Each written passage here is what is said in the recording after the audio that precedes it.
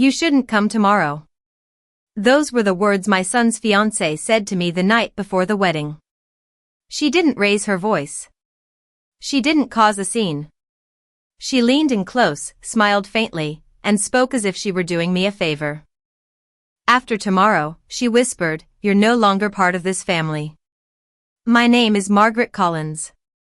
I'm 69 years old, and until that moment, I believed the next day would be one of the proudest of my life. I raised my son Ethan on my own for nearly 3 decades.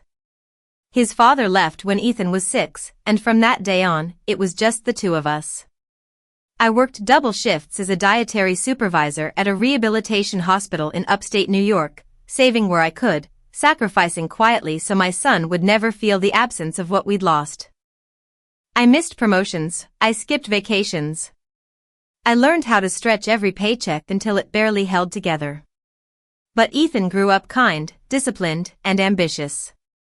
Watching him prepare for marriage felt like proof that all those years had meant something. That I had done at least one thing right.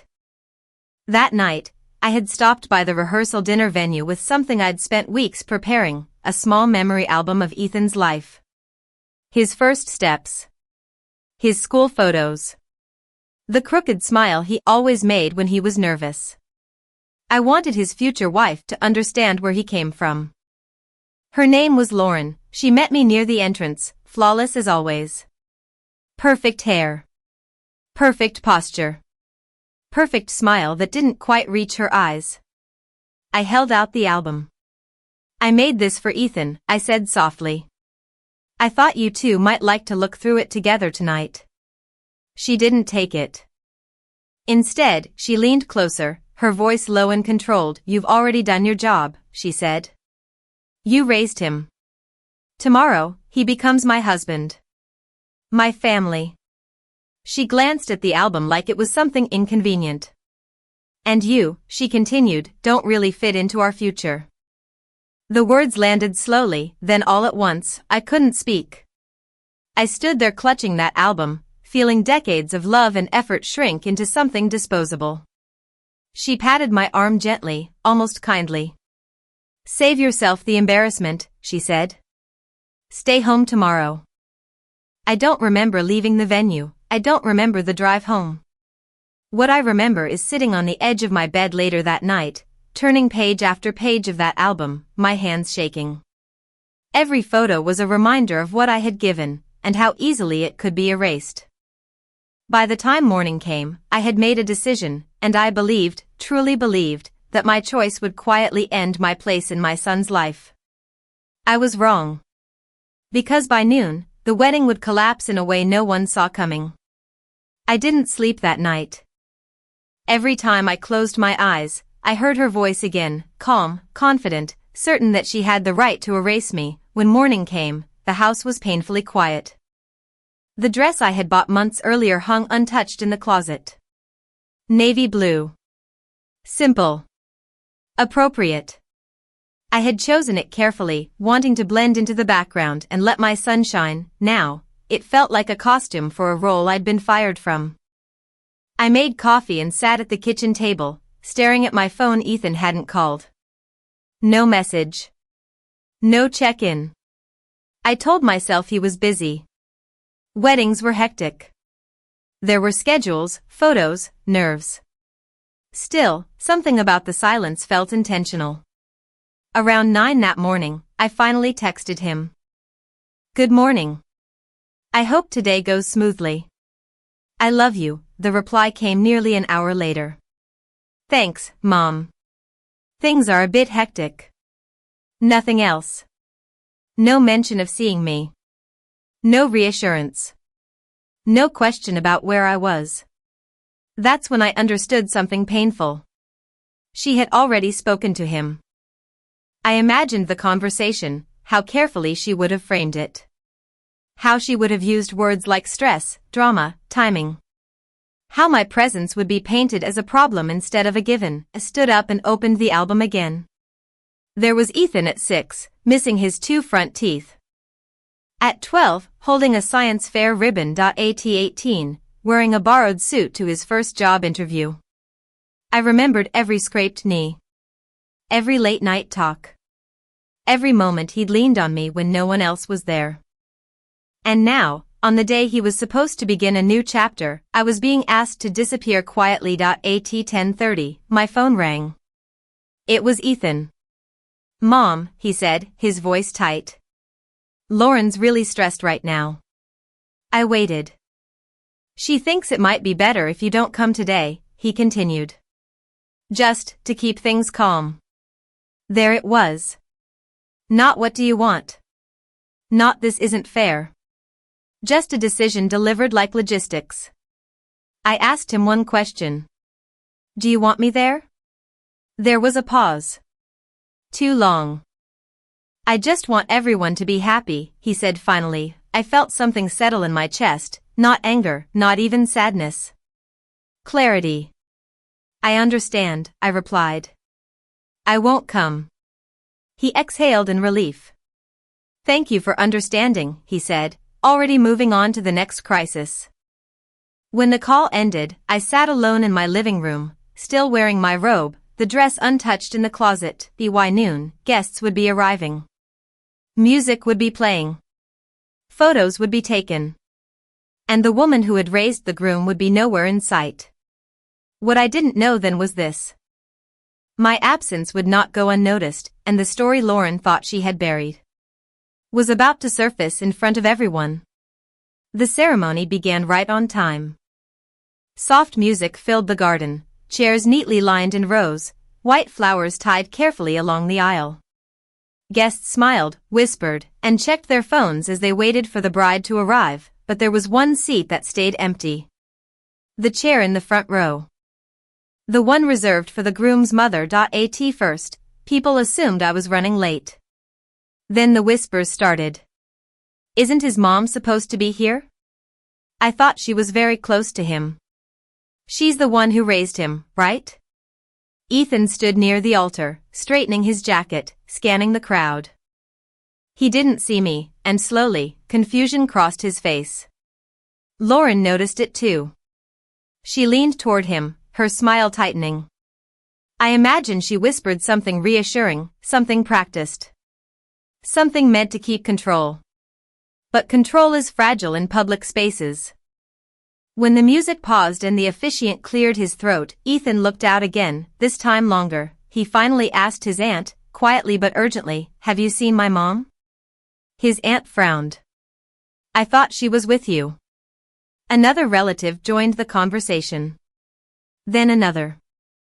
Within minutes, the question spread through the front rows like a ripple. "Where is she?" During the vows, eyes kept drifting toward that empty chair. The absence had weight. It pressed into the ceremony, making itself impossible to ignore. After the ceremony, during cocktail hour, the questions became louder. One of Ethan's childhood friends asked him directly, "Hey, man, why isn't your mom here?" Ethan hesitated. "She couldn't make it," he said. The lie sat awkwardly in the air. Because people knew me. They knew I wouldn't miss this for the world. Someone pulled out their phone and texted me. "Margaret, are you okay? Everyone's asking where you are." I stared at the message for a long moment. Then another came in. "Did something happen?" I hadn't planned to respond. I had told myself silence would be easier. That disappearing was the kinder choice, but kindness, I was learning, had already been used against me. I typed back one sentence. I was asked not to attend. That message didn't stay private. By the time dinner was served, half the guests knew something was wrong, and Lauren could feel it. Her smile became sharper. Her laughter louder. Her grip on Ethan's arm tighter. But whispers have a way of growing. And by the time the speeches were about to begin, the story she thought she had controlled was no longer hers. The speeches were supposed to be lighthearted. Funny stories. Childhood memories. A few tears. A lot of applause. That's how weddings usually go. Ethan's uncle was the first to stand up. He raised his glass, smiled toward the head table, and began talking about family, about how proud Ethan's parents would have been to see this day, then he paused. He glanced toward the front row. And of course, he added slowly, we all wish Ethan's mother could be here to see this. The room went quiet. Not completely silent, but close enough that the absence suddenly felt very real. Lauren's smile froze. Ethan shifted in his seat. Someone near the back murmured, yeah, where is she? The uncle looked confused. She couldn't make it? Before Ethan could answer, his cousin stood up from another table. That's strange, she said. She told me she was asked not to come. The words landed like dropped glass. Lauren turned sharply toward her. That's not true, she said, too quickly. But the damage was done, more voices joined in. I texted her this morning. She said she was told to stay home. She raised him by herself, why wouldn't she be here? The room buzzed with confusion and discomfort. Guests looked from Lauren to Ethan, then back again, trying to piece together what no one wanted to say out loud. Ethan stood up, his face flushed. Can we not do this right now, he said. This is our wedding. Lauren's composure cracked. She chose not to come, she snapped. I didn't forbid anything. But her voice was tight. Defensive. And people could hear it. Someone asked the question everyone was thinking. Then why would a mother miss her own son's wedding? Lauren opened her mouth to respond, but no words came out. In that moment, the story she had planned unraveled, because silence only works when everyone agrees to keep it. And no one was agreeing anymore.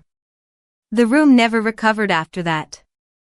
People tried to move on, servers brought out the next course, the band adjusted their volume, but the tension stayed, thick and uncomfortable. Ethan sat stiffly at the table, barely touching his food.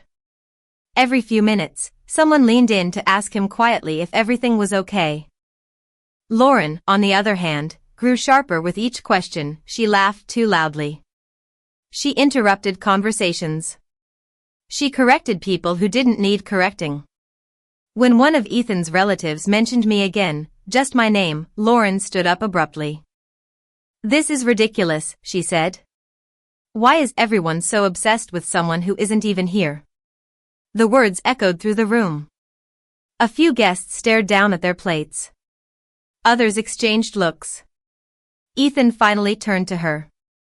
Why did you tell my mom not to come? He asked. Not gently. Not privately.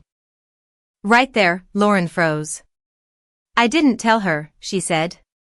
I suggested it. She's emotional. She causes stress. Ethan's voice was quiet, but steady. She raised me, he said. Alone. Lauren's face hardened. And now she needs to let go. That was when Ethan stood up. He looked around the room, at his family, at his friends, at the people who had watched him grow up. Then he said something I never expected. My mom didn't choose to miss this, he said. She was pushed out. The room went silent again. Lauren stared at him, disbelief flashing across her face. You're taking her side, she asked. I'm taking the truth, he replied. Guests began to stand, some awkwardly, some decisively. Conversations broke into clusters. The celebration had lost its shape. Lauren accused Ethan of humiliating her. Ethan accused her of manipulating him. Neither of them lowered their voices. The band stopped playing. Someone suggested a break. By the time the cake was cut, nearly half the guests had already left. What was supposed to be the happiest day of their lives had turned into a reckoning. And I wasn't there to see any of it. But later that night, my phone rang, and everything changed. The phone rang just after midnight. I had been sitting in the dark, the album still open on my lap, replaying the day in my head when I saw Ethan's name on the screen. I hesitated before answering. Mom, he said. His voice was raw. I didn't know. I swear I didn't know. He told me everything. How the questions had started. How people had noticed the empty chair. How the truth had surfaced piece by piece until it could no longer be contained. She told me you didn't want to come, he said. That you were trying to avoid attention. I closed my eyes. She told me you were fine with it, he continued. I should have asked you myself. Yes, he should have. But anger wasn't what I felt in that moment. It was grief for the trust that had cracked, for the years that had been rewritten without my consent. I never wanted to ruin your day, I said quietly. I just wanted to be respected. There was a long pause on the line. I'm so sorry, he finally said. I let someone else decide where you belonged. We didn't fix everything that night. Apologies don't rebuild trust instantly. And love, once shaken, takes time to settle again. But something important happened. Ethan chose to see the truth. In the weeks that followed, he postponed the honeymoon. Counseling was discussed. Boundaries were drawn, clearly, for the first time. As for me, I didn't rush back into anything. I didn't demand explanations. I didn't chase forgiveness. I chose distance. Not as punishment, but as protection. Today, I still love my son. That will never change. But love no longer means erasing myself to keep the peace. Share this story because exclusion doesn't always come from hatred. Sometimes it comes from convenience. From control. From someone deciding you've outlived your role. If you're watching this and something feels familiar, remember this: you don't stop being a mother because your child gets married. You don't stop mattering because someone else says so. And no one, no matter how confident they sound, gets to decide where you belong.